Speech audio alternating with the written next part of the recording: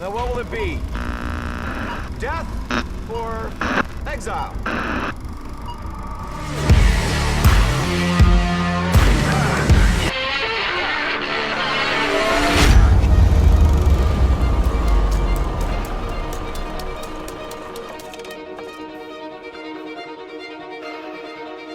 Hello, everybody. Welcome back to the Film Exiles podcast. Today, I'm your host, Millennial Mike, and we have another new guest. We've been on the streak with these recently. Getting all this new blood on the podcast is always fun. This is Superfan K. You may know him from his channel, Superfan K. How's it going? I can't complain. Yeah, it's going pretty good. How about you? Doing awesome. So, what are we here to talk about? We're here to talk about Fast Color, because Fast Color was awesome. So I've heard it, through a little Bluebird that this is your favorite movie of the year. It's probably a flock of bluebirds at this point, because I've like sent them around Twitter and Facebook, and I've told my family, and if there was a mountaintop close by me, I would probably jump to the top and yell it at that point. So yeah, it's a pretty big bluebird. It's funny that you mentioned that because when the trailer first came out, I'm subscribed to a YouTube channel on YouTube called One Media. It's basically a place where you can see trailers and snippets and clips from different movies coming out. Basically like one of those like trailer aggregation channels. But I really like that particular channel because they have a lot of lower budget, more indie stuff, and they have the bigger stuff too. But they pretty much, they're very thorough with everything, so I can kind of get a good idea of what's coming out, right? So I saw the trailer, I watched it, and I was really blown away. I'm like, wow, this is really crazy. Read the synopsis, a few like early reviews, I guess you could call them, or like little synopsises of the film. Yeah. And I was really blown away. I was really impressed. I was on that hashtag on Twitter, liking and retweeting and everything. And I felt like I was the only one amongst my circle who really like saw this film, who saw what Julia Hart was doing with the movie and everything. So it was really great to hear when I saw you posting on Twitter that you were also just as excited about it. So yes, and I don't know. I'd probably say for me it was different because I did find out about the movie like a few months ago, but it's one of those limited release movies that it comes out and then you're kind of like, what the hell? Why isn't it close to me? And I briefly considered moving to Atlanta to make this possible, but in the end I just had to wait, and then eventually it got out on digital, and before I saw it, I actually went online and looked it up, and I saw that a lot of people were seeing the movie for like the first time and were like raving about it. So I didn't know anything about the other reviews or whatever. I didn't really pay attention to it, but that kind of told me I was going to be in for something special. I am a big fan of Gugu Mbatha-Raw. Mm-hmm. So I definitely I went in, I knew a little bit about what the movie was, but I didn't know for sure like what I was in for. Yeah. And I think the same could be said for me. As a matter of fact, I was the whole cast has been very vocal about on the social media about encouraging people to get out and see the movie in its limited release. Unfortunately, the studio just did not give it a lot of funding, which was really a shame because I think that this movie probably would have done a lot better. I've seen movies that were just as low budget, get larger scale releases than this. So that was kind of a shame. And because I'm like smack dab in the middle of Missouri. There is no way, nothing comes out here anymore. The closest place to get to any of those kind of limited release stuff is always like Chicago, and I just can't take the trip every time. So no, I totally get it. That was the same way for me. Okay, so why don't we go ahead and get started here? So we'll just ask you a few questions here. The first question I want to ask you is, I guess we kind of touched on it a little bit, but how did you find out about the movies? Like, let's walk us through that.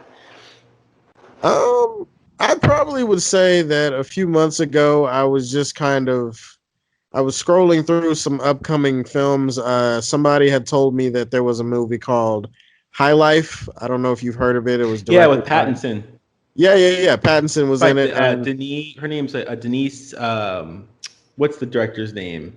it starts with a L or something, I think, or a V, or some alphabet letter. I don't know. Maybe I'm way off, but go ahead. I'm really bad with names and stuff. Anybody that watches the channel knows that sometimes, for no reason at all, I'll butcher the name, and it'll be like, it's just an ongoing joke with me. But Claire Denis. I have yes. Thank you. Yes, that or her. Yes. I was looking for upcoming releases. I was looking for some of the limited release because I always am interested in those movies that don't get a lot of attention, don't get a lot of publicity, marketing, buzz, whatever it is. And I saw that I was looking for a movie called High Life, and I was looking for available showtimes, and then I was looking up movies like Hotel Mumbai, another film I recently reviewed on the channel. And then it said that there was this movie called Fast Color. There was this it was on upcoming releases, and I was like, oh, okay, what's this? And I saw that Gugu Mbatha was in it, and it looked like they described it as some kind of sci-fi movie. And I was just like, or maybe like a sci-fi superhero type movie. And I looked at the synopsis. I was like, okay, this looks really interesting. I can't wait to see it. So a few weeks go by, and then I'm looking at my local, I guess you could say it's like an indie theater. It's called Keystone Art Cinema. And I was happy because, High Life was there and I got to see that. And then Hotel Mumbai was there. I got to see that. I'm excited about seeing that too. I saw the trailer. I saw the synopsis. I just haven't, I have so much stuff that stacks up. I just don't get around to it, but I'd love to see that. Yeah. You should. You definitely should. Very intense movie. I'll say that. But I was disappointed because I was like, where's Fast Color? Why is Fast Color not here? And then I saw that it only released like in very select cities, and only for some of those cities, only for like a few days at a time. And I was just like really bummed out because I was like, man, I was dying to see it. And then I just realized I had to wait a little bit. I looked up the trailer. I said, okay, that trailer looks really, really awesome. The music in the trailer, just in the trailer, was amazing. It was so amazing. It was and the visuals. Oh my god. Yeah, like the visuals. I mean, the funny thing is they showed so little in the trailer, but like, wow, the music plus the visuals and I am a sucker. I'm an absolute sucker for orchestrated music with close-ups, like super close-ups. I love those portraits. And of course when it's Gugu's face, it's not like, it's not a terrible thing. No, not at all. Not at all. I know exactly what you mean. That music just kind of hooked me, and I was just kind of like, man, yeah, I gotta actually wait for this to come out on digital or something, because that's crazy. I can't believe I don't get a chance to see it. So I found out about it by being disappointed that I didn't get a chance to see it. That's kind of how I stumbled on it. That's real, man. That's real feel right there. Yeah. It absolutely sucks. It was just the cinema gods trying to punish me for something that I don't know about or something. I don't know. Yeah. Well, so yeah, I kind of already went over, kind of how, how I found it. Like, I'm always searching out for kind of new stuff like you are. We're just kind of looking for some, ounce of creativity in the wastelands of the film, But yeah, no, and it's really interesting because I think that there was only ever like 2 trailers. I think there was like a few like IMDb exclusive trailer, little clips or something like that, which I never found until I found like a direct link to them. Like they were never, they didn't even put them on the Twitter, I don't think. So it was really hard to find them. But there really wasn't much marketing for this, trailers. I mean, you don't think it would cost that much to, take some footage, slice up a few different directions, mix it with some audio, and throw it up on YouTube or something like that, But they only had 2 trailers, which kind of, was kind of a shame. Yeah, they definitely, I don't want to say they were hiding the movie or anything, but I definitely expected a premise like this with the talent involved to get a little bit more of a push, even if it, I mean, I know it debuted last year at a film festival. I can't remember which one. I think it was Sundance. Southwest, or was it Sundance? It was either Sundance or it was Cannes. Well, Cannes just happened. I think it was Sundance. Okay. Yeah, and I knew it was getting a limited release, but I thought even with like that and this premise, I thought it would get much more of a marketing push, you know. And I don't know, maybe part of this is me wondering cynically maybe that these studios, they get more scared of movies like this because these are kind of different and they're against the grain, and maybe they're kind of like, if it's not the safe thing. I'm gonna need you to go into excruciating detail as exactly what you mean. You can. This is uncensored. You can say what you want. I just mean, like, okay, I don't think necessarily the style of movie has changed necessarily, because I think that just like the 90s, 80s, 70s, whatever, I think that people make all kinds of different movies, you know? There's all kinds of different movies. There's big movies, there's small movies, quiet movies, whatever. And I think the audience has changed, though. Like, I think the audiences, because it's more of like a technology age and everything is just instantly at our fingertips now, you know? Like, everybody can get whatever answers they want. And because of it, I think audiences are a little bit more particular now about what they go out to see.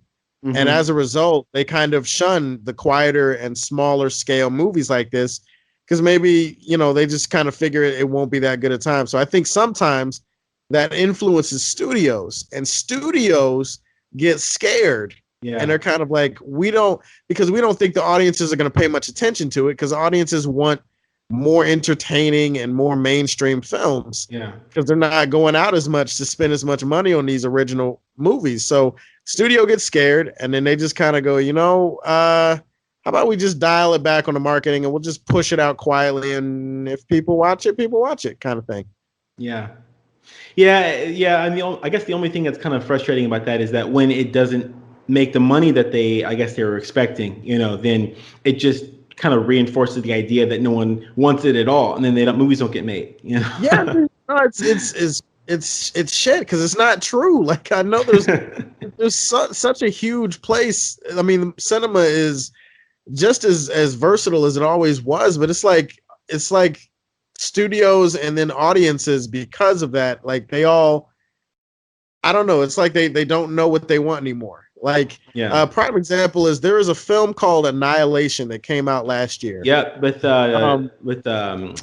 Alex Garland. Alex Garland directed. Yeah, he also did Ex Machina too. Yes, fantastic movie. Natalie Portman. Yeah. Yes. Is Oscar Isaac in there too as well? Oscar Isaacs, Jennifer Jason Leigh, Gina Rodriguez. I mean, it was a really it was stacked. Yeah. It was one of my favorite films of the year. But if you look at some of the details behind the scenes, what happened was that Alex and his producer, they made the movie they wanted to make. And it was a really smart, kind of slow burn thriller type of movie, heady, like it was. Very heady. Right. and so they give it to the studio, and the studio was kind of like, okay, but we don't think audiences are going to like this movie because it's too heavy, you know, it's too smart. And they basically gave the producer the idea. Exactly. That's exactly.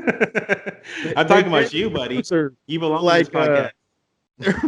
Right. They gave the producer the opportunity, I guess, to either cut the film down and get it released, and, you know, just try to add a few things. And I guess the producer sided with the director and was like, no, we want the movie that we made.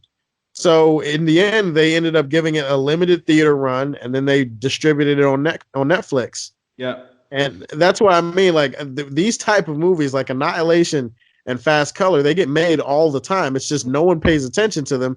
And part of that is due to the audience being different than it was decades ago. And part of that is due to the fact that the studios know that, and they get scared, and they just kind of, they don't want to put the kind of support behind these original films as they do with the safe ones, you know, the ones they know are going to be okay, but at least people will show up for this one.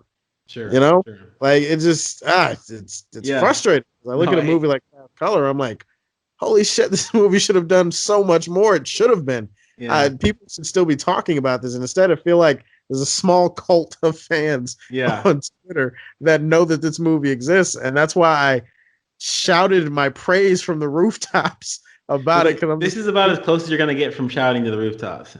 As close as I get, like, without actually shouting on my rooftop, because I think I would get arrested. But other than that, it'd be worth it. Yes, it would, because you could tell the police officer to watch Flash Color, and that guy will go home and he'll be able to watch it. He'll be like, "Holy shit, that guy was right. Maybe we should release him from jail tonight." So, how about we kind of get into the movie? So, if you could kind of summarize it right off the top of your head, what is this movie about? Like, what are we telling people to watch? On a basic level, the movie is about kind of self-discovery in a way, because it's about a woman who's very damaged, very lost, and it's a post-apocalyptic movie, which is why you kind of feel like it's a sci-fi thing. Mm-hmm. But it's also kind of low-key like a superhero movie in a way. These women, and they have these powers. This woman, she's been on the run for so long, and she's very damaged emotionally, and she has to kind of rediscover how to use her abilities, as well as rediscover her relationship with her family. And so in that sense, you could say like it's a lower scale superhero movie about family and about trauma, and for me, I found it to be about that, but I also found it to be about so much more. Like, I don't know. I mean, I guess I'll save some of that for later, but there's just more to this movie than just what the synopsis says. And I love movies like that. Absolutely. The synopsis tells you the basic story, and then there's other stuff like there's a lot of subtext in the movie, and it's a very quiet movie too. So it's a lot of visual storytelling as well, which I'm a sucker for that. As anyone who listens to this podcast knows, I'm a sucker.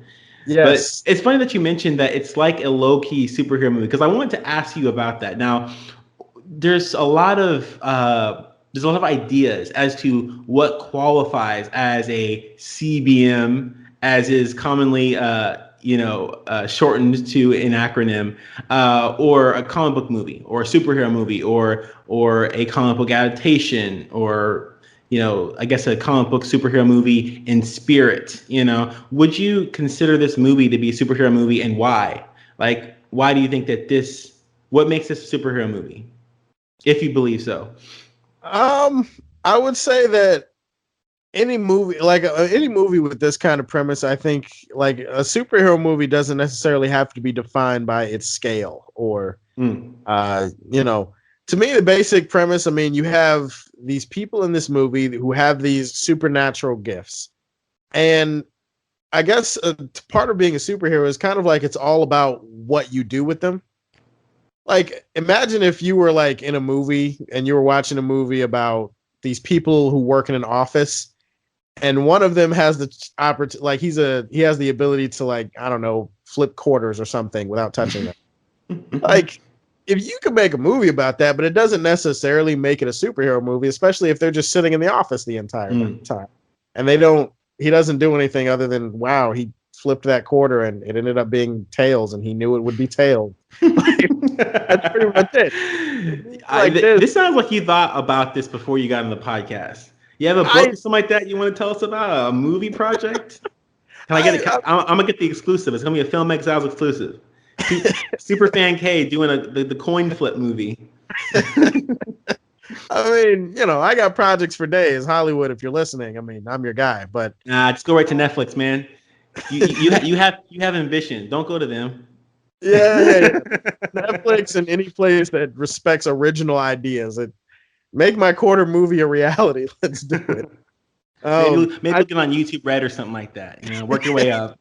You never know what can happen. Again, YouTube Premium. I'm a subscriber. I'm your guy. Just tune in.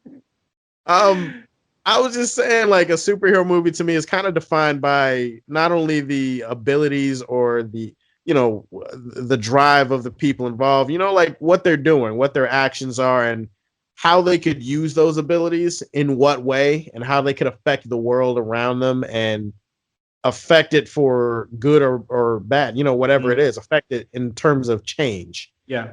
Like I said, if a guy is flipping quarters in his office all movie, there's no change. But that's what kind of made this a superhero movie to me, is because even in the movie, the little girl, what's her name? She's played by Sania Sidney. Her name's Lila. Lila, yes, Lila. Sorry, Lila, I didn't forget you. She did great, by the way. She was amazing, as was everyone in the movie. But she was even bringing up the issue. She was like, like, we have these powers. I just feel like there's more that we could do with them. I feel like there's other people out there like us, and that we could do some stuff with this. Like, is this all we're destined to do, basically? And that became kind of a point of contention in the movie. And I that's what made it feel like a superhero movie, except it just stripped down the stakes and made it more personal. Oh yeah. Those are always the best, though. I mean, like, even the biggest movies, I feel like the more personal the stakes, the better. I mean, like, even if you do have big stakes, like, and those are always fun too, but when you have some personal stakes in there, that's what really drives, you closer to the characters. Exactly.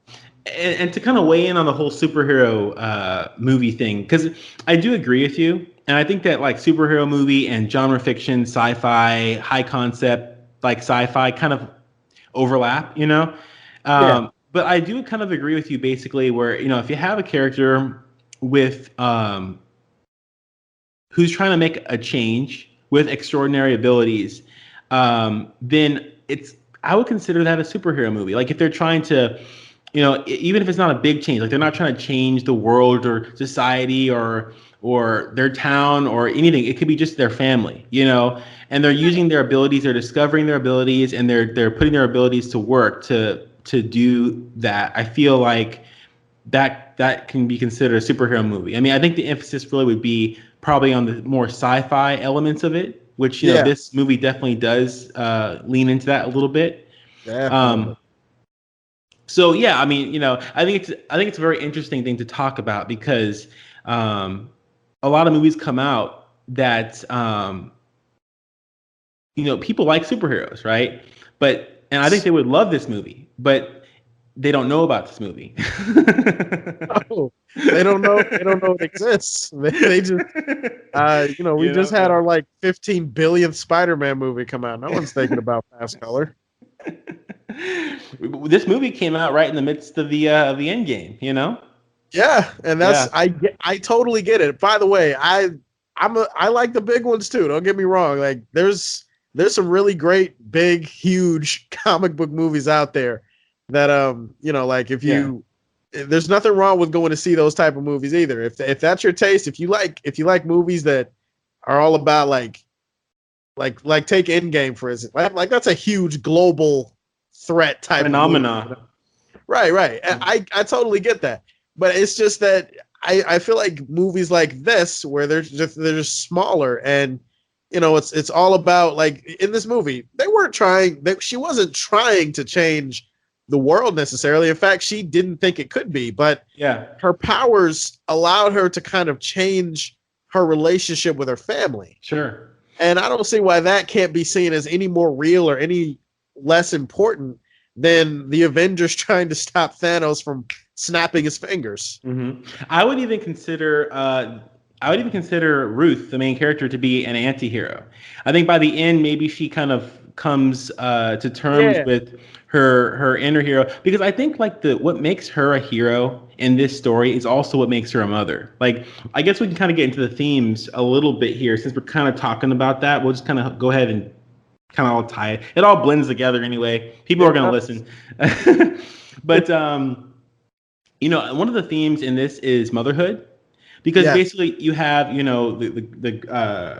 you have Ruth's mom, the grandma to Lila, which is Bo. You have Ruth, and then you have her daughter Lila, and they all have different relationships with each other, and it's very complex, and it's very and there's a history there. You don't actually see what's happened, and they allude to a lot of things that's happened to the past that I think are almost like metaphorical for the relationship. Like, there was apparently a bomb threat that was mentioned by Bill, the scientist, and then later on, after, several years after that, there was a drought of some kind, in the book that you Ruth discovers from her mom, Bo, it gets kind of confusing because you have all these like different people, even Bo's mom is kind of a character, even though she's not actually in the movie, but because she wrote the book, But Bo's mom, wrote in the book about Ruth trying to take apart the water and then trying to make more, as a child. So if you pick that up and you kind of put all the little puzzle pieces together, you can kind of come to the assumption that something happened to Ruth and it caused the drought, right? When it started raining, that was when she fixed whatever it was that happened. So, this is this is the part I love about these kind of movies, is that you can really start getting pretty cerebral and pretty, like, you can really start like kind of stretching this narrative and seeing how far it'll go. Like, what does it mean? Like, putting it together. I think that what happened is that something happened between her relationship with her daughter, right? And the rain disappeared, or the water disappeared. It caused the drought, right? Perhaps during that incident, that's when you get that one scene where the room flooded and she thought that she lost her daughter. She goes in, she finds her, the daughter's okay, but now she feels like, she's broken inside. She feels like her powers are a mistake. Something's not right. It's off. Her relationship, she's not worthy of being, her daughter. So she forgets about her daughter. She forgets who her daughter is, her face. And then later on, when she's leaving and she's coming back, after she got in that little altercation with her family, when she's coming back, she sees her daughter's face again, and that's when she understands, And then later on, when she goes to the town to retrieve Lila, it starts raining again. I think that cycle there is kind of a way to kind of allude to her relationship with her daughter perhaps breaking, or maybe it was her mother, and then it being restored. And once again, this is very loosey-goosey here, but it seems I can see the threads. I'm just trying to attach it. But sorry for being a little long-winded there, but you're good. You're good. Yeah, what do you think? I was gonna say that I think a lot of that is valid. I think with that, there were other different perspectives that were forming in my head while you were talking. Yeah, go ahead. For one thing, the idea that these people that worked for the government, which the film was very ambiguous about it, because we knew that they wanted Ruth, and we knew that they wanted these characters, and to try to, I'm pretty sure the idea was to try to figure out why it hasn't been raining, right? Yes, correct. In that, it kind of feels like there's no true antagonist of the movie, even though they were set up to be antagonistic at times. Correct. Yeah. But it honestly feels like the biggest antagonist in the movie was internal. Yes. Yes. It's internally for each of the different characters. Like Ruth, this movie has heavy themes about healing and about fixing what was broken, and about things coming back together again. Like Ruth was so traumatized by this event where she nearly killed her daughter because of these powers, that it created something broken in her. It broke her powers. It broke her relationship with her family, with her mother, and it forced her to go on the run. And her mother had to deal with this while also trying to raise someone, her daughter's daughter, like her granddaughter. And as a result, her granddaughter didn't have a relationship with her mother because of it. And the idea of them coming back together is kind of metaphorical of the way that some of their powers work, which is the ability to disintegrate, I guess, molecules and things, and take things apart and put them back together. The quote in the movie that if it's broken, or I'm paraphrasing here, obviously. What's broken can't be put back together. Right. What's broken can't be fixed, or what can't be put back together. Oh, here it is. Here, I wrote it down. If something is broken, it stays broken. That's what it was. That's the tagline. that to me is the biggest antagonist of the entire film. Yes. That Oh idea. yeah. That ideology. Yeah. I think all of these characters have challenged that and overcome that by the end, which is why Ruth's arc is so beautiful because it comes full circle. You know, like she's broken at the beginning. She has done some of the breaking throughout the entire movie. She's trying to put herself back together. When she finally is able to fix the sky and pull apart the sky to reveal the rain, she's pulling herself back together too. She's also pulling her relationship with her daughter back together, and same thing with her mother. The idea that there are others out there at the end, which her mother Bo is able to tell her. She gives her a note, I think, at the end where she's like, "There's other people out there like us, and you have to go find them." I just think that's a brilliant way to tie all of the arcs of the movie together. The only way to fix the world sometimes is to fix yourself first. Yeah. Wow. And that idea and the way that they illustrated it with superpowers in this movie is why I think I love it so much. It's not only like a very poetic arc within the film with these characters, but again, speaking on some of the bigger themes of the movie in terms of healing and fixing what was broken, motherhood, the idea that, and I said this in my review for the movie, the theme not only of women, and also as a black man, I had to like really look at the strength of women in general and the strength of the black woman. The idea that the woman is the glue that holds everything together in a household.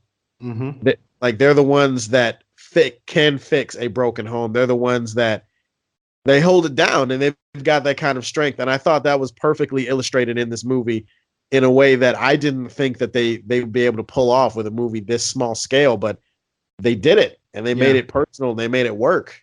Yeah. No, and it's such a I think it's a really great thing that we have, that we have movies like this, directed by a woman and starring a really great, nuanced, well-written, well-acted female cast, right. Which also, once again, ties back into my frustration. I'm going to use this as like therapy session. This is Film Exiles therapy session. But it's like, come on, guys, watch this movie. You say you want it. This is it right here. Take it, But no, it's kind of funny. Yeah. Like everybody says that, they're kind of like, whenever somebody hears about like the 12th or 15th Spider-Man movie that we're getting, like, it's kind of funny. Why can't Spider-Man be a woman? Right. And people are kind of like, there are other movies that are original content. That's there was a joke on Twitter that I think somebody was saying that they went to go see a movie, a Spider-Man movie, and they saw the Joker trailer, right? It was playing, and somebody was like, "Oh my God, why can't they do anything original? Like, what is this?" And then somebody was like, "I mean, but you're about to watch like the 9th Spider-Man movie that we had." Yeah, I saw that same tweet. I'm like, wait. You're in your third viewing of Endgame, and you're worried about Joker trailer? It's like, what? And you hear that all the time. You hear people go, "Oh my God, I want more original content. I want more original stuff." And I'm like, watch it. You guys go watch it. They come out with it. That's why I said these type of movies have been made for decades. Yeah. Go all the way back. People think that these movies don't exist or that they've changed it. No, they're out there. They're anywhere. Just go look. But they're people begging you on Twitter right now. They're on their hands and knees begging you to watch it. I'm like, people, they'll give you the content. You just have to search it out. You have to look. You have to find it. But they know that you're more comfortable with more of the same. Yeah. People don't like change. People don't like things to be different. People want to be comfortable. To be all honest, what they want is they want the same content that they're used to getting in a slightly more original package. Right. Same. Yeah. It's like basically it's like getting a Whopper, but instead of serving it in like a wrapper, they serve it on like a beautiful gourmet plate or something like that. Yeah. And they kind of go, "Here you go. Here's a plate. Isn't that a new tasting Whopper?" And you're just kind of like, or if you're feeling really frisky, you can go with a ciabatta bun. right. They Ooh, give you a Whopper. pretentious. They change the bread, or they change, like, maybe they give you an extra thing of lettuce here or there, but it's the same. They ask me how I feel after tasting the same Whopper. I'm like, well, it's the same Whopper. It tastes good, I guess, or it's okay. You know, you're not serving me a gourmet burger I've never had before. It's the same Whopper. Yeah. No disrespect to Burger King, in case you guys are listening. It's no diss to you guys. Do you think it's a business? I get it. Come on, man. I already had the interview with the Burger King all lined up and everything, man.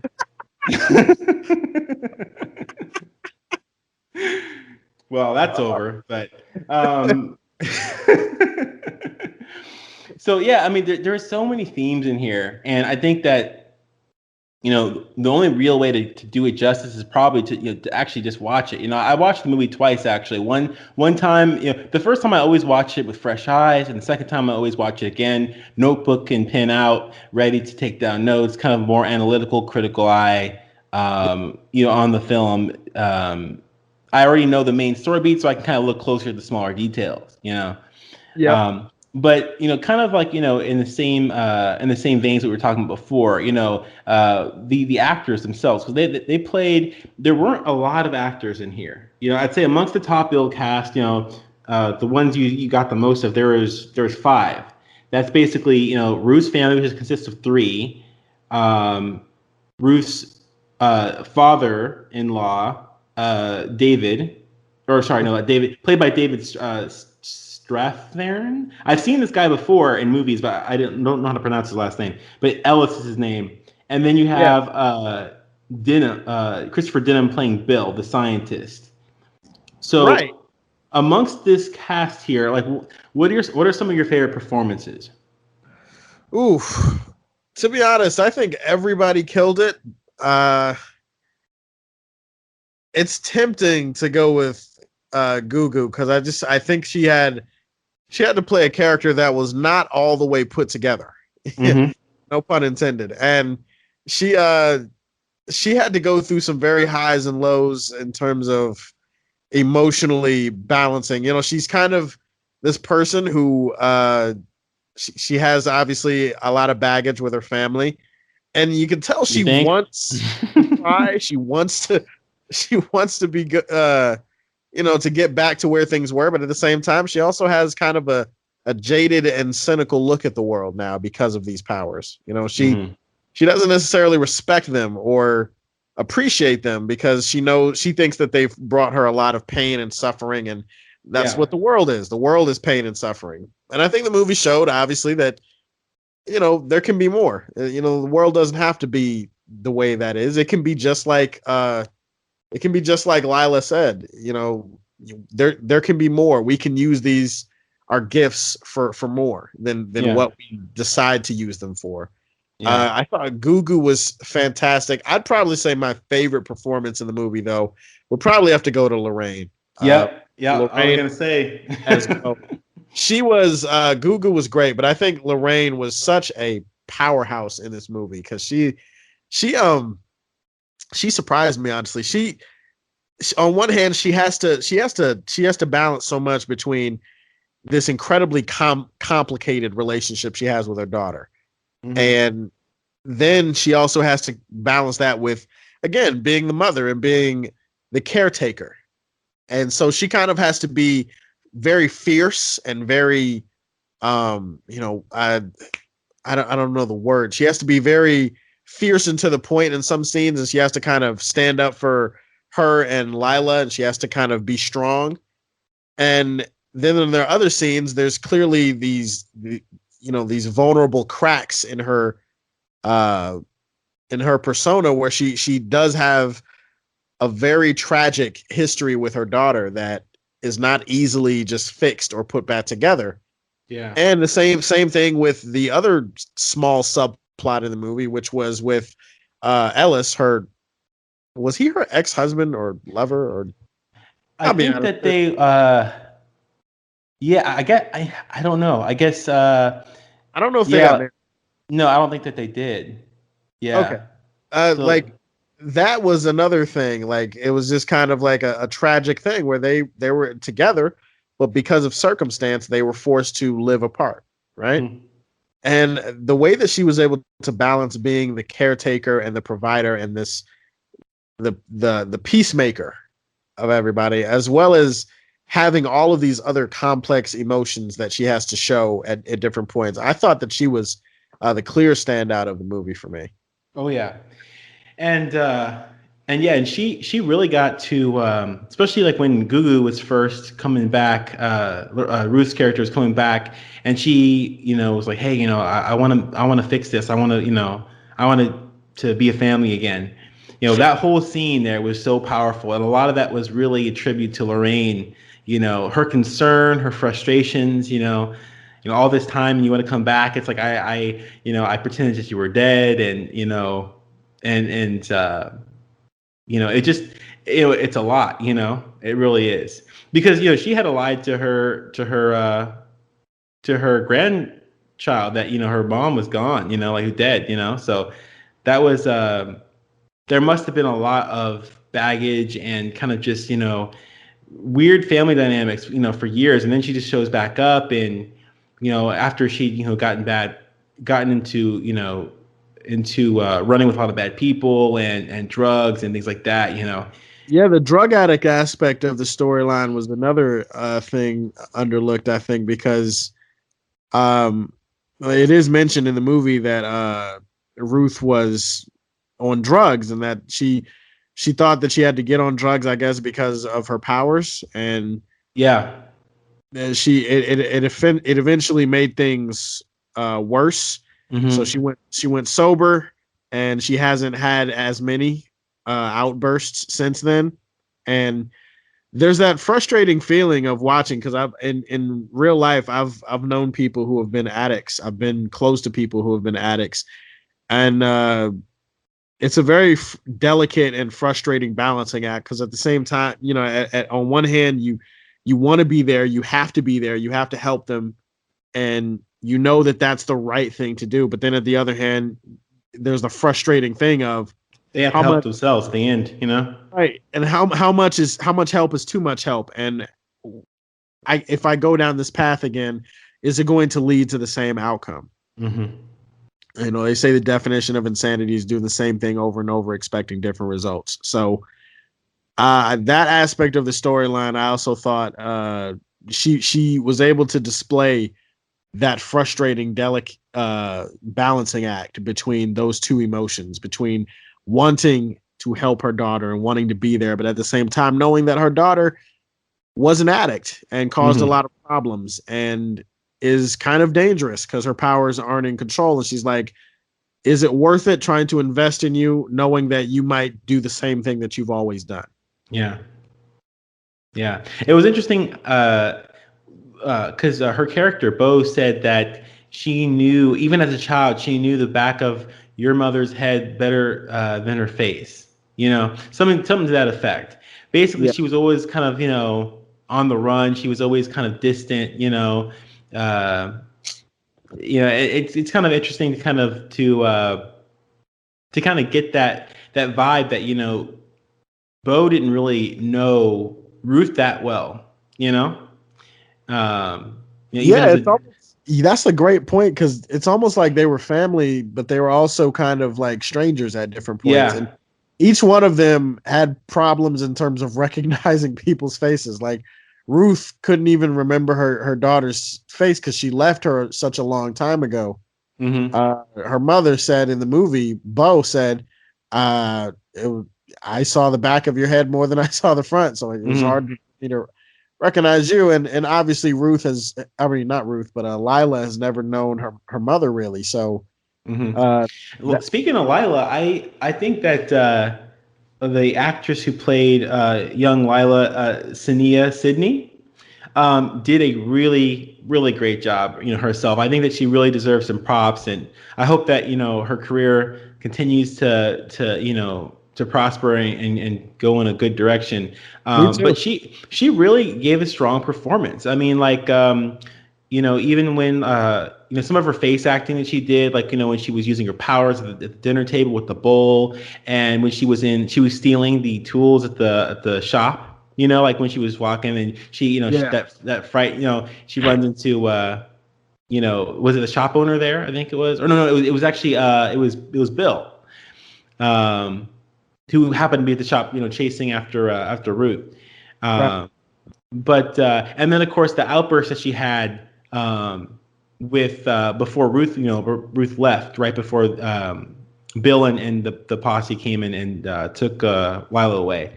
But she really had some great roles, some great lines, and she just really, I think that she interacted with Gugu and Lorraine really well.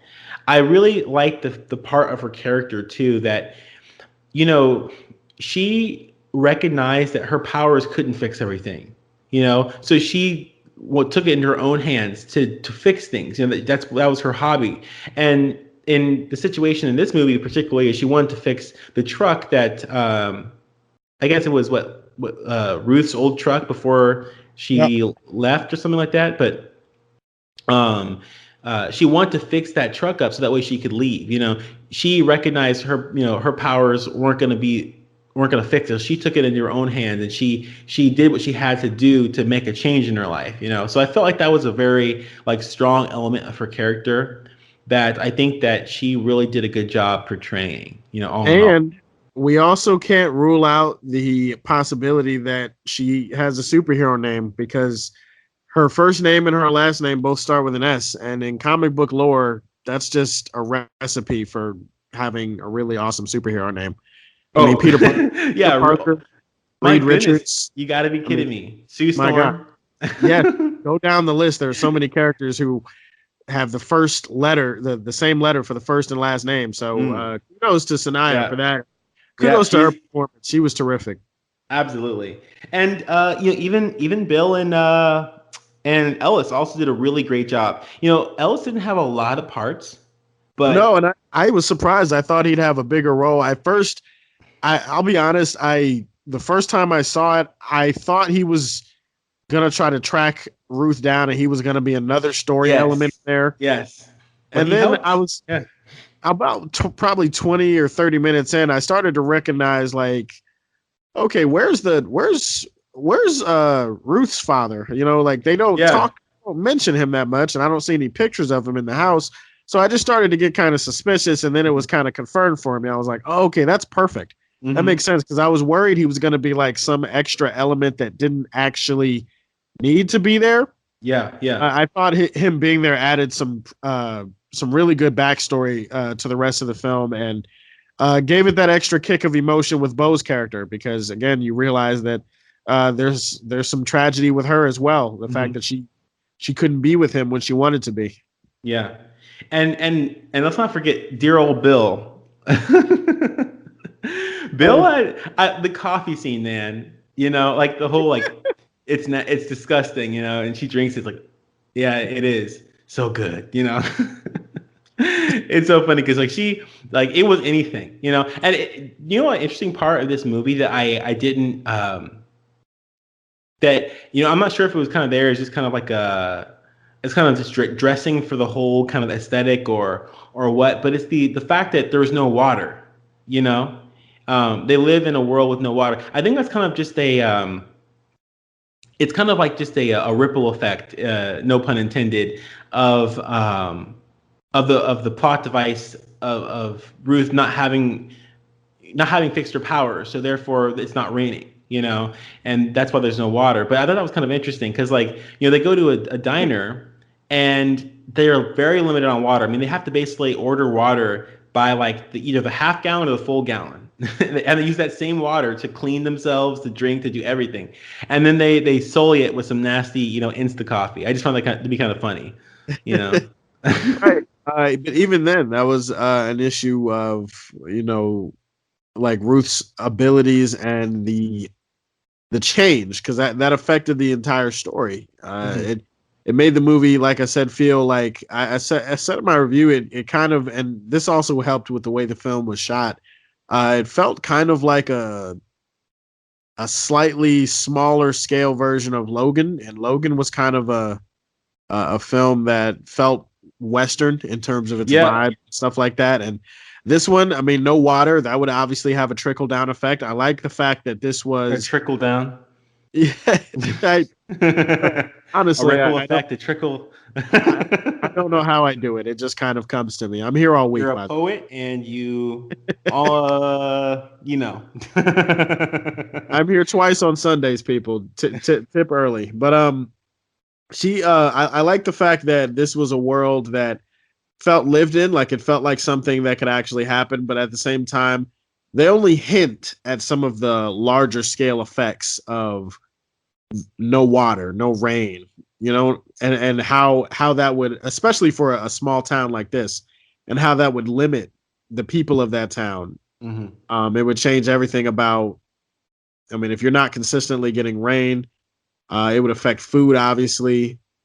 It would affect crops and stuff like that. It would affect, like you just said, they have very limited water. They have to try to get it from other sources. It might There's not a limit. lot of people though, so That helps. that helps. Yeah.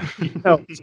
The only thing I would want to see in a sequel is to see if this did affect other areas of the world. And Ruth basically described the world as being like a really terrible place out there. So, with no rain, and it just kind of makes me wonder how quickly would the world go to hell if these things happen. Like, imagine if we lost electricity tomorrow. This reminds me of a show that came on NBC a few years ago called Revolution. Yeah, that's what. Love that show, dude. Love it. Espinoza, right? He was in there, and such a great. They canceled that show way too early. Darn it, man. Yeah, it sucks, but it also shows that maybe if we lose these things we took for granted, like how quickly would society fall apart, I'm surprised. So she was running with some bad people. There was some drugs involved. I mean, is it so much to, is it such a conclusion to make that we could say that maybe there's some, water thieves, some criminal activity kind of revolving around the limited resources that are left, that kind of stuff. Yeah, so. that makes sense to me. And again, I didn't want a movie like this to be bogged down with a bunch of exposition explaining the rest of the world. Sure. I thought the hint of it was good enough. And I thought that as long as they tease certain things about it, I didn't need there to be a full drawn out story based, trying to explain it. I like that aspect of it. Mm-hmm. No, I totally agree. So what I want to ask you, because we kind of talked about, like what we got from the movie, how much we enjoyed it, the performances, things like that.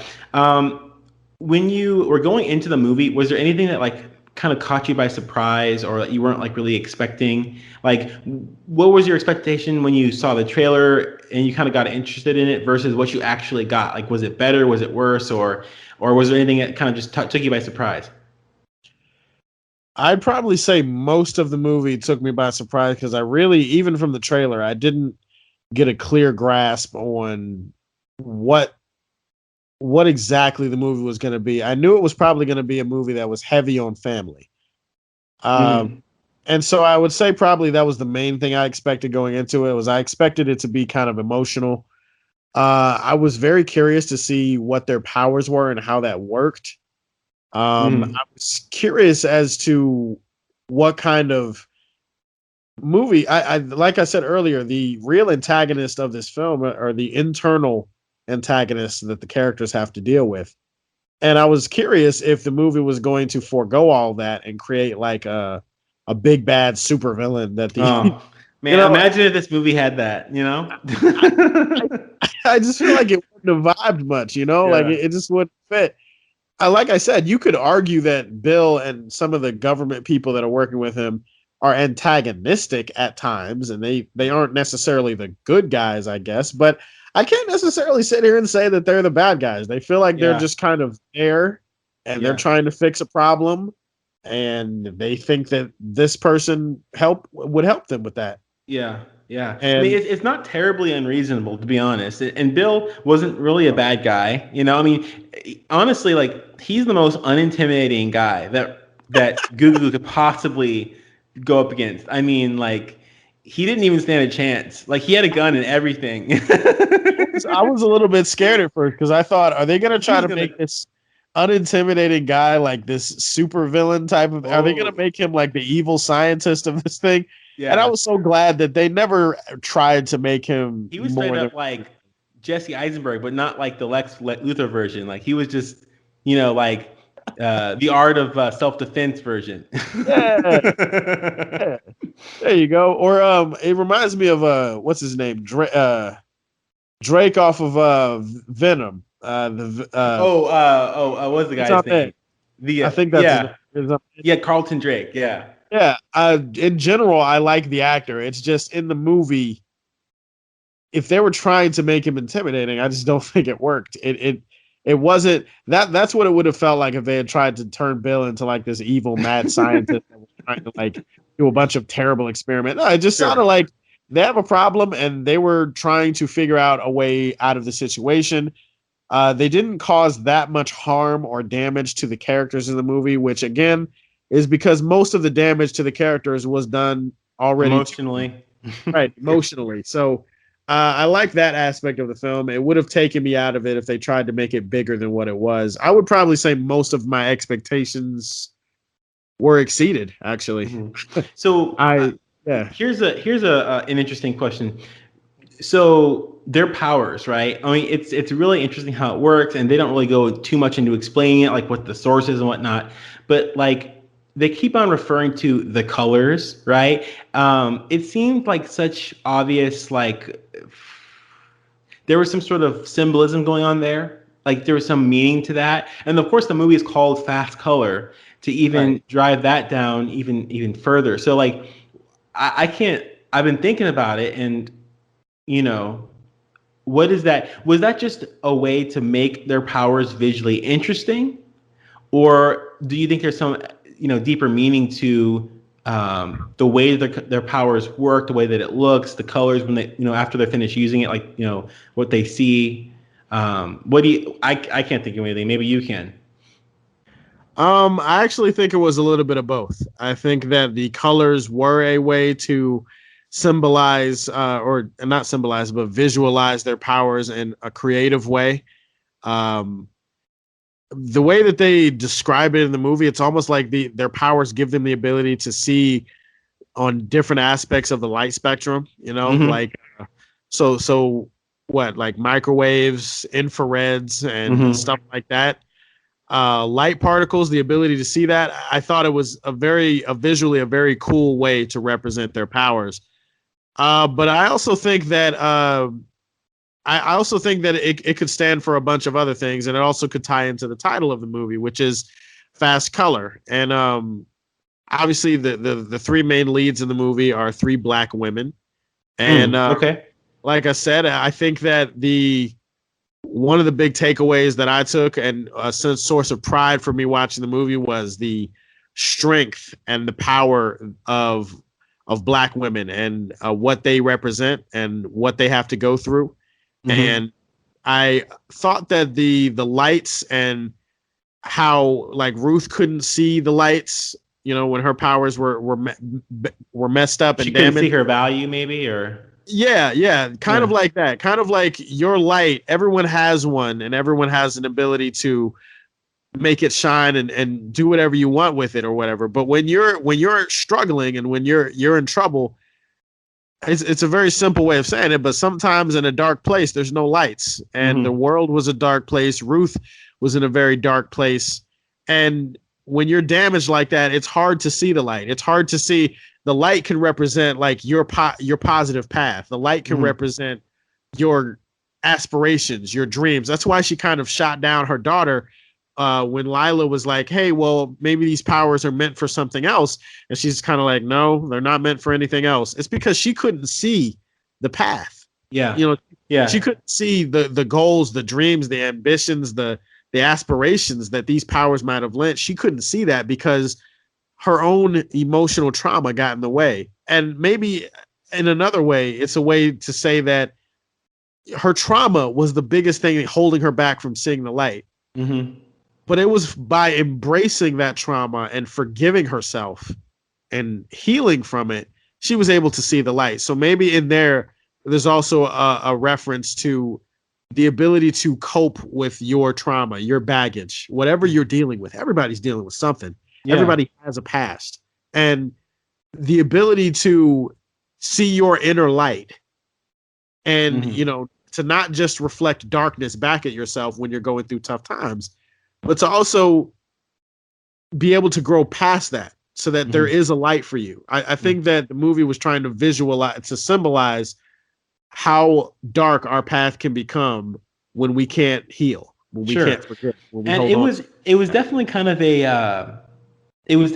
like a very what word was what I'm looking for. It was a very like emotional kind of thing, and it was very like when you see it, you kind of know, and it's not so black and white, cut and dry, written in stone kind of thing about how their powers work and what it means and the colors and all that. But like when you see it, it's just kind of like beautiful, and you're kind of feeling what the characters are feeling, and that's what I took away from it. Like I didn't feel like if they didn't, explain it, plot hole, they left a big piece out, it doesn't make any sense. They have to, now we need a solo movie, Like I think it just adds to the mythology of the movie and kind of is a subtle hint at some of the themes of the movie, as well as just being really cool to look at.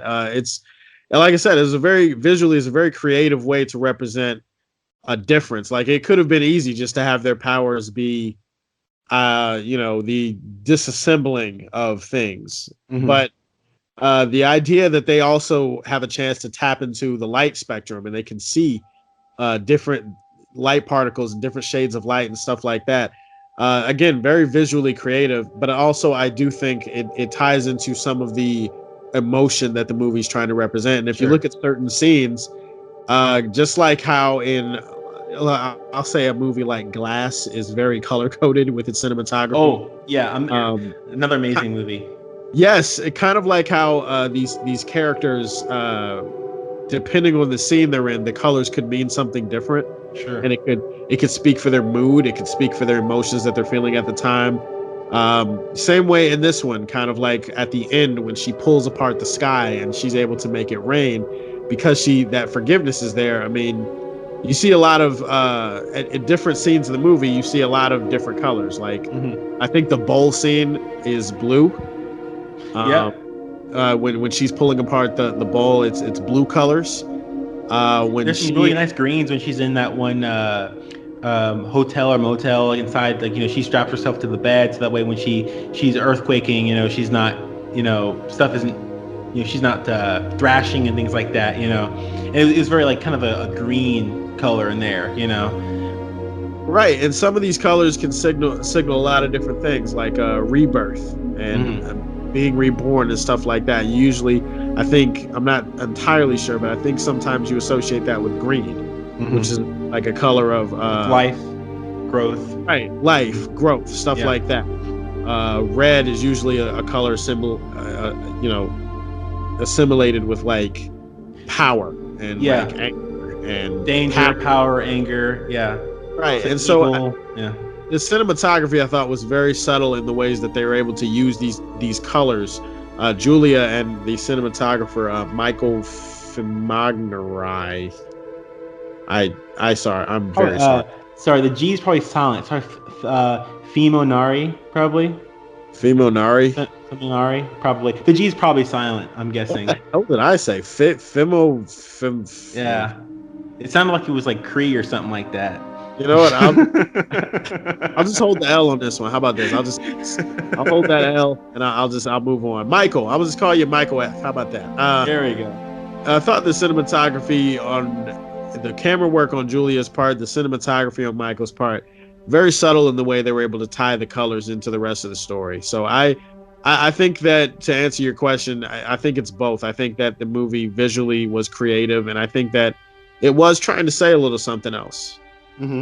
And while we're kind of talking about like the scenes, that was in, like that was probably one of the best scenes when she was driving back home, and then she saw all the lights and the colors in the sky after she after she forgives herself, she fixes her relationship with her daughter, and she's like kind of on a good course. That music was just insanely good. It was so beautiful, and that with the visuals, I mean, that was probably the height of the entire film, and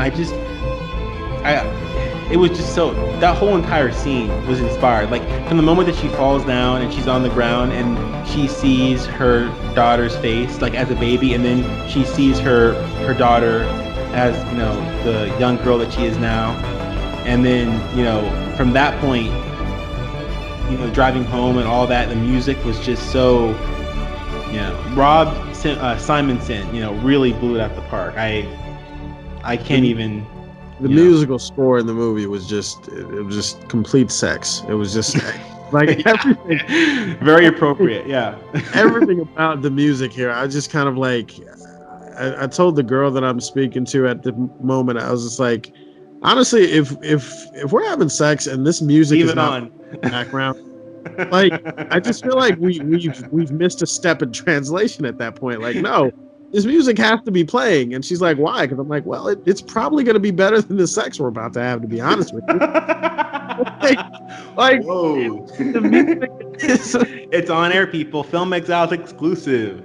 She didn't appreciate it, but she at least hoped I was joking or something. She's like, you know what? Yeah, you're right. Yeah, she got a little bit too happy because she thought she could roast me or something like that. I'm like, I opened Pandora. You first. Preemptive roast. That music is just some of the most emotional and just powerful stuff that I've heard all year. It's oh my God. Dude was in his bag on this one. It was crazy good. And throughout the whole movie, like scenes, this is where I know that some people don't pay attention to music, and that's fine. That's perfectly good. But this is just one of those movies. There's a perfect example that music can elevate a scene, elevate a movie. Music can be a character in and of itself sometimes. Separate from the main characters. Like you listen to a scene. For example, I'll use Batman v Superman because the music in that movie is extremely tied to character. Because we all hate that movie here, right?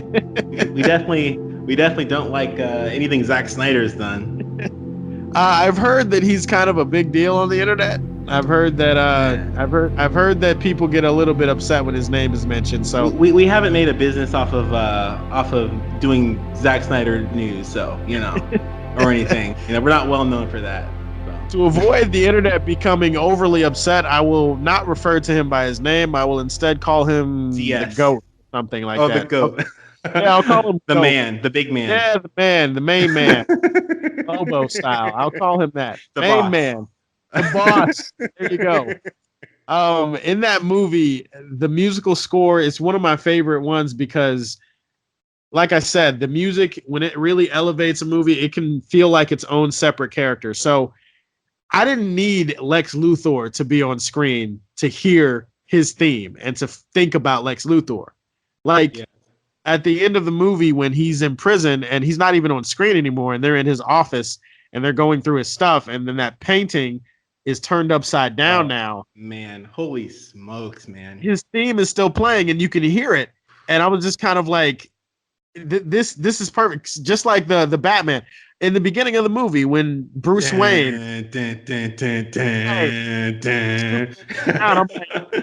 not only is that Batman, but that is anger. That is righteous rage right there. Yes, and it's vengeance. Right. I can feel the emotion through it. It's like the music is pissed, and it's telling me how it feels, and that's how the music in Fast Color felt to me. It's just very character based, and it's just very. Like I could feel what the music is trying to make me feel at this moment. Like it's trying to tell me about it. Yeah. Some of my favorite movies use music in an interesting way. You know, that's a huge part of it. And, you know, we could probably go on forever about this. And I'm going to try to, you know, close this up, you know, sooner than later. But yeah, it's just, you know, music is half of it. I mean, it's audio visual, you know. And to be honest, it doesn't. Technically, a movie is just moving pictures, so it doesn't actually have to. It could be silent, and it can still be a movie. But I think that, you know, music has become such a large element, and it can be, if you just throw it in there willy nilly, and you're not really taking care with how you're doing it, it really does become a burden. Like once again, a movie doesn't need music, but music can definitely elevate it if used to the best of its ability, and this movie did a pretty darn good job of it. Yes, it did, and I looked for the soundtrack for the movie so that I could listen, and this is one of those ones at the end of the year when I'm making my top 10 list. Yeah, I mean, the music alone probably would get it like at least an honorable mention. So, absolutely. So any favorite scenes while we're kind of talking about them? ooh, favorite scenes. I I'll say that some of my favorite scenes. Obviously, the easy one is the one where her Ruth's arc comes to an end, and she's able to pull apart the sky. Mhm. Obviously, I would say honestly the one of my favorite scenes was one of the earlier ones actually, which I thought kind of set the tone for the entire film. Is when she does go to that hotel, and she, she's trying to she. It's so curious the way they set it up because she has these bands on her arms, and I'm like, what is that about? Like why does she have these huge ropes around her wrists? And the idea that she was only going there for a quiet night, and these powers are such a threat that it turned into something else, and it put people in danger. The quick way she was able to get on the phone and tell her, get out of sight, you and your kid, get out of sight, and hide and stay away from the windows. It was such it was such a well done scene. The earthquake started, and then it kind of just it's to me it set the tone for the rest of the film because number one, I was curious about how these powers worked now, and it definitely captured kind of the desperation of a character like that on the run, forced to resort to this. Like this is what it's come to. That was one of those scenes where it felt like this is what it's come to for you, type of thing. Where it's like this is what you're forced to do in order to survive. You just probably go from place to place, hiding out. Yeah. To really enjoy being there because at any moment your powers could make you a danger, and that threat of danger continued all the way up until she got to her mother's house, and that to me was one of my favorite scenes just because of how unexpected it was. It's funny that you mentioned that. It's kind of off topic, but that kind of reminds me of Logan a little bit, like a mixture of both Logan and Charles. Like Charles' uncontrollable powers causing danger and destruction to people around, and then Logan being kind of that weapon inside who's trying to just live a normal life, kind of mixed together. It's kind of interesting. And then of course you have the Western vibe and all of that. Yes. Absolutely. That's another thing. I'm glad you mentioned that. And in Logan, it was kind of terrifying to see a character like it was heartbreaking and terrifying to see a character like Charles, who was such a brilliant mind, and then you see he's kind of turned into this senile old man. But this is a senile old man that also is a weapon of mass destruction. Oh yeah.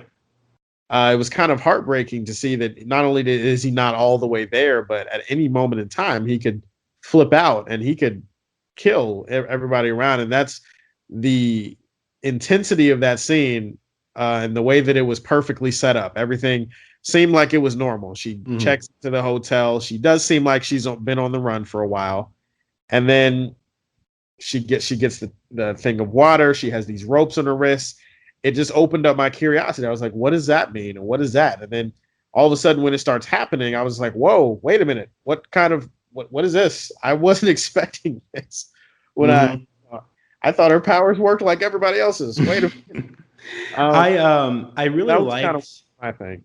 Yeah. No, I love the opening scene too. The opening, the world's gonna die, Yeah. And then it's so like such a striking sentence to start your movie off with, and it just has just like barren wasteland and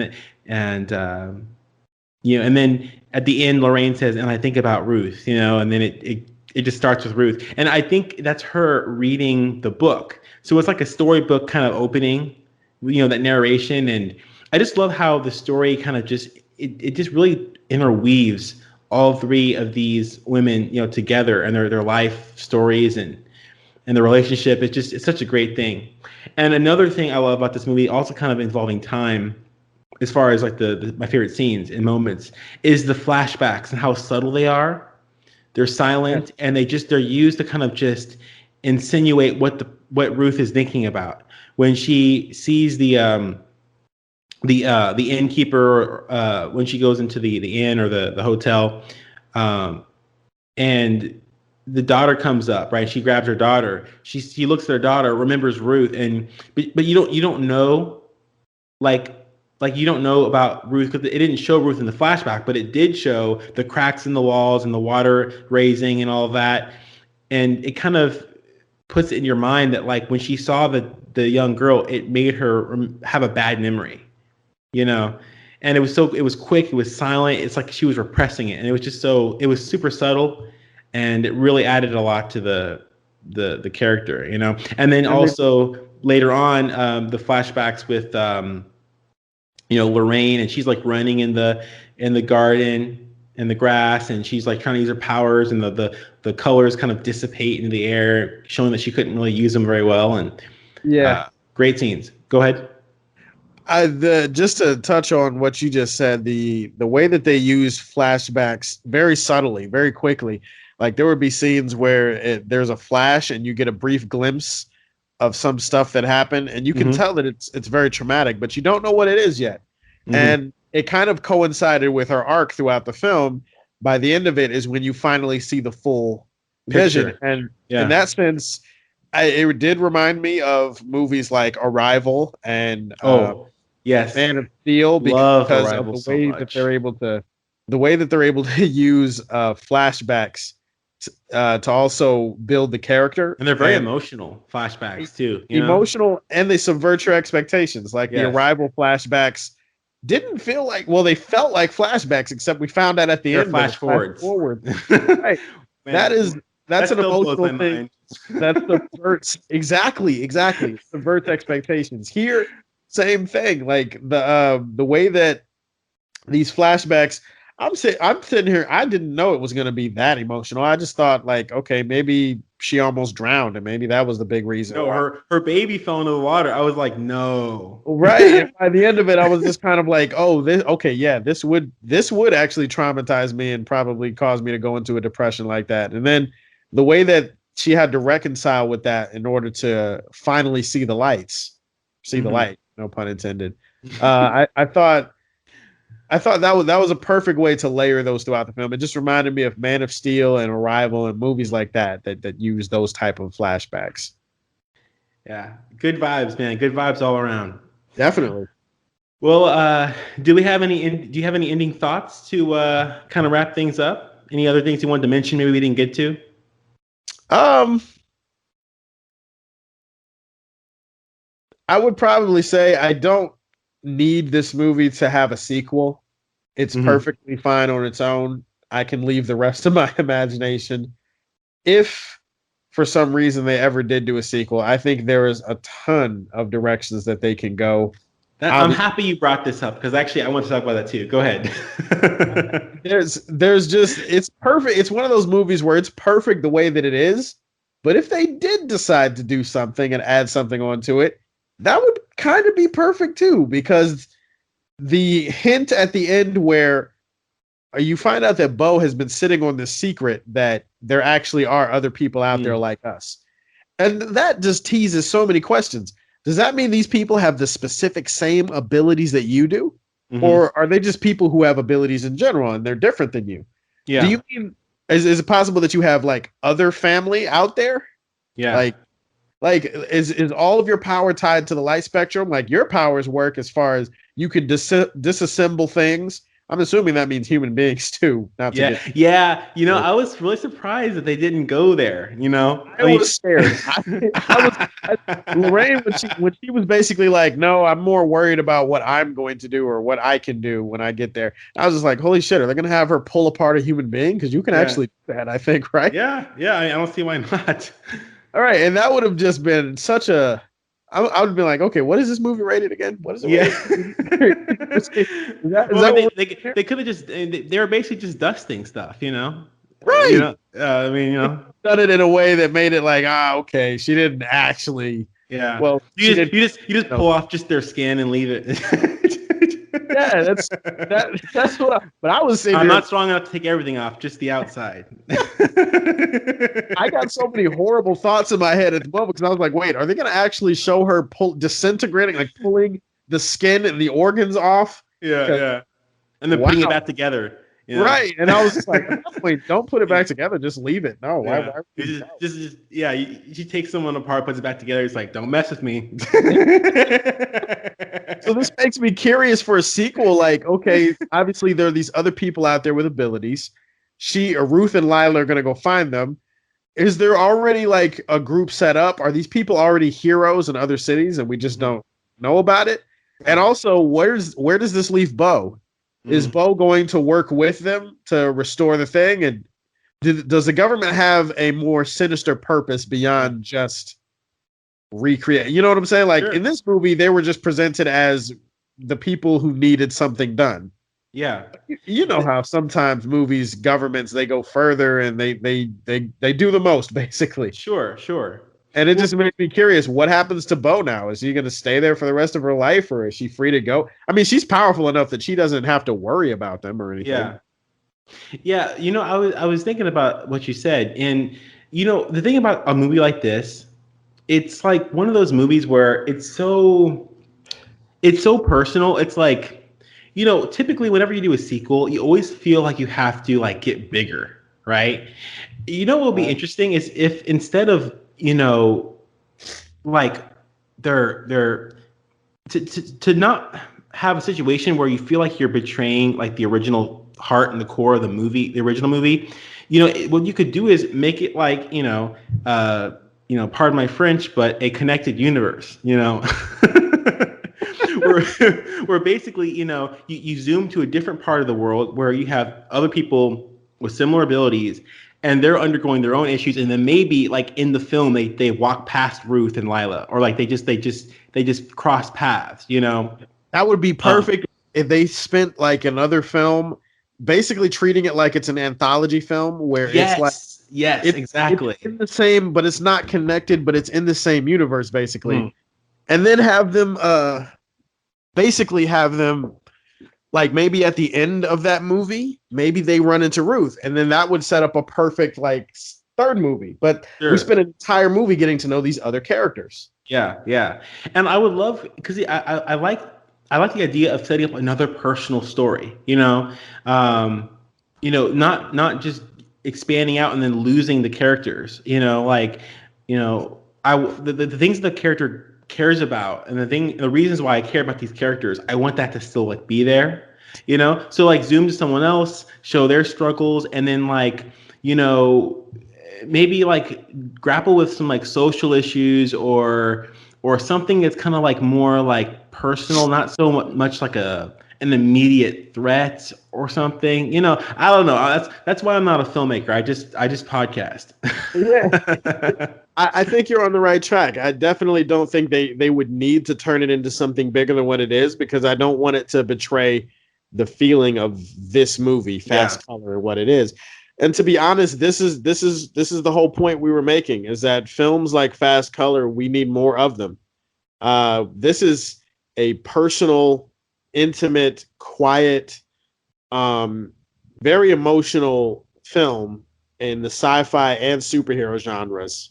And Western, I feel like you could throw Western in there as well. It could qualify as that as well. And it's just one of those films where we need more of these type of films. I love the fact that the three leads are Black women. The director is a woman. I love the fact that this was showcased. I just wish more people had got a chance to see it. And that's what I would tell people. I would say, look, you want more original thoughts, you want more original things.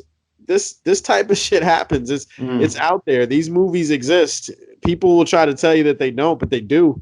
It's just that people don't spend the time to go see them that much anymore. So I don't think anyone knows that yet. I don't think we've told people clearly enough. Yeah, that's the terrible thing, because a movie like this could have had more marketing and could have had, you know, more opportunity to exist, or not exist, but more opportunity to thrive, and it didn't. And, you know, that sucks. But in general, I think that going forward, I if they're not gonna do it, I would probably do it. Like I'll reach out and I'll try to like promote these type of films as much as I can because they're out there and they deserve a chance to have their voices heard just as much as the big ones, the gigantic superhero movies. Yeah. Okay, well, how about we go ahead and wrap up? Superfan K, where can we find you? Tell us where we can find your YouTube channel, your social media, where we can get in contact with you, see your content. Anybody that wants to see grown man talking about movies, TV shows, and pop culture, and corny jokes, and embarrassing himself on a basis every week, you can find me on YouTube at Superfan K. That's two separate words, Superfan and then K. I'm a small channel, but I'm growing, and I'm just trying to get to 1K. Again, I talk about movies. One Super K. One Super Fan K. I'm sorry, that was bad. That was bad. No, you're good. You're good. That's the kind of corniness that I can expect on my channel pretty much every week. You can find me on Twitter. My handle is at superfan_K. I'm on Facebook, but I just use my regular name there since I'm not a celebrity or anything. Hannibal Miller, that's my name. You can find me, look me up on Facebook. I post videos and reviews there and on Twitter all the time. I got a lot of videos coming out the rest of this week. I got a lot of work to do. So, Superfan K, just look me up if you're interested. All right. Awesome to have you on. We will definitely have you on again. It was a blast, and I'm so happy to have talked about this movie because I just loved it so much, and it's just always nice to be able to dig into the themes, talk with someone who's like-minded, spread the word, spread the love. It's always awesome. So you can find me at Millennial Mike. You can find Millennial Mike, myself, at Velcro16. That's VELKRO16. That's Velcro spelled wrong with a K. You can find our podcast, The Film Exiles, at The Film Exiles. We post new episodes on Friday. You can find our network Twitter account. That's The Exiles Network, at The Exiles Net. Also, we just brought back Ronin Council after a long hiatus. We've had a lot of stuff stacked up recently and just had some time to finally get the latest episode 5 up there. We did a review of Perfect Blue by Satoshi Kon. Great movie. Definitely check it out. You can find them at Ronin Council, and we post those episodes on Sundays. You can find the Exiles Net on Vero. We are on YouTube. We are on Tumblr, RIP Tumblr, and you can email us at thefilmexiles@gmail.com. Well, we appreciate all you guys for tuning in. Go ahead out there and watch this movie, buy this movie, rent this movie, and we will see you on the next episode. See you guys.